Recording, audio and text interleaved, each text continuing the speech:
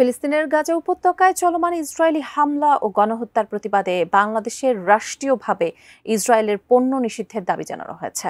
এই দাবিতে উত্তাল হয়ে উঠেছে রাজধানী ঢাকার বায়তুল মোকাররম এলাকা। আন্তর্জাতিক সম্প্রদায়কে ইসরায়েলের উপর এ চাপ প্রয়োগ করতে কতটুকু ফলপ্রসূ হবে, বিস্তারিত জানাচ্ছেন জান্নাতুন নাহার জেরি। সারা বিশ্বের প্রতিবাদের সাথে বাংলাদেশেও ফিলিস্তিনি গণহত্যার প্রতিবাদে বিক্ষোভ সমাবেশ চলমান। 11 এপ্রিল শুক্রবার জুমার নামাজের পর জাতীয় মসজিদ বায়তুল মোকাররম এলাকায় বিক্ষোভ সমাবেশ অনুষ্ঠিত হয়। একই সঙ্গে দেশের যেসব দোকানে বা মার্কেটে ইসরায়েলের পণ্য বিক্রি করা হবে সেগুলোকেও সমন্বিতভাবে বয়কটের আহ্বান জানানো হয়। জুমার নামাজের পর ইসলামী যুব আন্দোলন বাংলাদেশ, আল কুদস কমিটি সহ একাধিক ইসলামিক প্ল্যাটফর্ম ভিন্ন ভিন্ন ব্যানারে ইসরায়েলের বিরোধী কর্মসূচি শুরু করেন। তারা গাজায় চলমান ইসরায়েলি হামলার প্রতিবাদ জানিয়ে অবিলম্বে মুসলিম রাষ্ট্রসমূহকে কার্যকর ভূমিকা নেওয়ার আহ্বান জানান।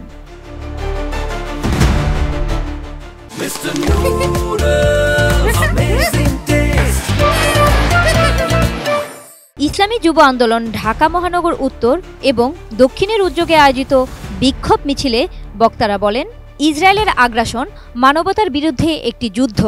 বিশ্ব সম্প্রদায়, বিশেষ করে মুসলিম উম্মাহ এখনও কার্যকর কোনো ভূমিকা নিতে পারেনি।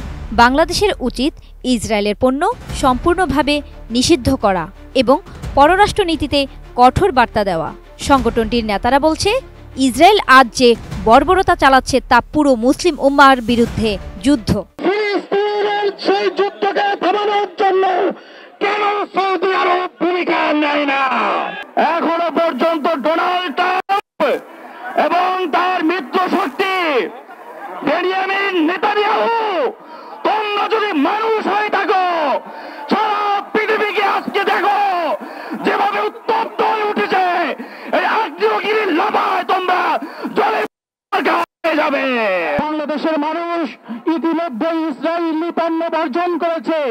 বাংলাদেশের যে সমস্ত ব্যবসায়ীরা ইসরায়েলি পণ্য নিয়ে ব্যবসা করেন, সকল ব্যবসা বাণিজ্য বন্ধ করার জন্য আমরা উদাত্ত আহ্বান জানাচ্ছি।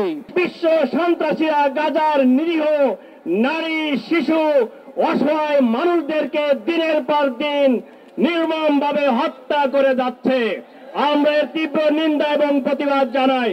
পাশাপাশি আজকে আন্তর্জাতিক যে সমস্ত সংস্থা রয়েছে, এই সমস্ত সংস্থার এক পেশি আজকে সিদ্ধান্ত আমাদেরকে মর্মাহত করেছে। ফিলিস্তিনকে স্বাধীন হিসেবে রাষ্ট্র ঘোষণা করুন। একই সাথে বাংলাদেশে যে সকল ইসরায়েলি ব্যবসা করছেন, অনতিবিলম্বে আপনাদের ব্যবসা গুটিয়ে ফেলুন। যতদিন বাইতুল মুকাদ্দাস মুক্ত না হবে, বাংলাদেশ সহ সারা বিশ্বের মুসলমানরা প্রয়োজনে ইসরায়েলকে তো উৎখাত করবে, আমেরিকার মনোলিপনাও ভেঙে দিবে।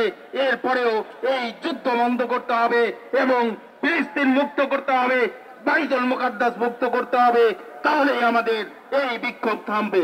সমাবেশ শেষে বিভিন্ন স্লোগানে বিক্ষোভ মিছিল বের করা হয়। এতে অংশগ্রহণকারী বিক্ষোভকারীদের ফিলিস্তিনের পতাকা এবং প্রতিবাদ জানিয়ে আঁকা বিভিন্ন ব্যানার ফেস্টুন প্রদর্শন করতে দেখা গেছে। জান্নাতুন নাহার জেরি, এটিএন নিউজ।